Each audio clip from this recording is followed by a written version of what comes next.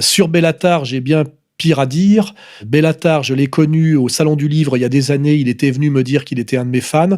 C'était un gamin maigrelet et habillé très à la mode, qui d'apparence appartenait évidemment à la bourgeoisie et ne venait pas des quartiers.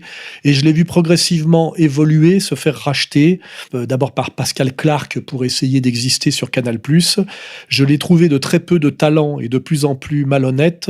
Et sa malhonnêteté a culminé avec son obésité, à devenir le beurre de service de Macron, c'est-à-dire une sorte de nouveau Jamel Debbouze, ce qui est pour moi une trahison totale de ses aspirations d'origine. Je me rappelle qu'à une époque, il m'avait invité à participer à un débat contradictoire face à l'ancienne ministre de la Justice Taubira, je crois à Saint-Leu-la-Forêt, et qu'à l'époque, il la jouait dissident de choc.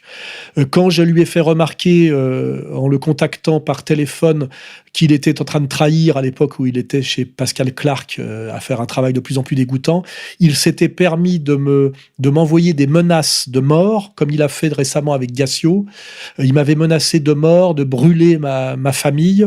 J'avais été obligé de l'appeler au téléphone, à l'époque, avec Ferrat, qui se reconnaîtra, pour lui demander de s'excuser, ce qu'il avait fait platement, car je le rappelle, Bellatar est un obèse cocaïnomane qui a une grande gueule, mais qui est physiquement une petite merde, hein, à qui je botterai le cul si je le croise sans aucun problème. Hein.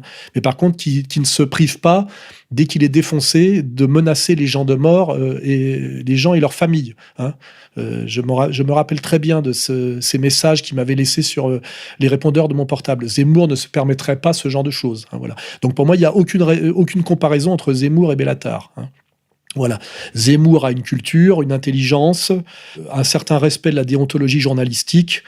Bellatar est ce qu'on appelle un ignoble petit collabeur, et je ne pense pas d'ailleurs qu'il ait un très grand avenir.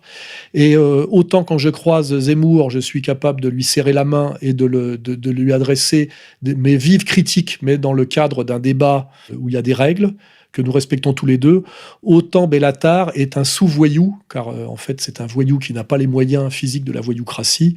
Voilà, c'est ce que j'appelle une petite merde.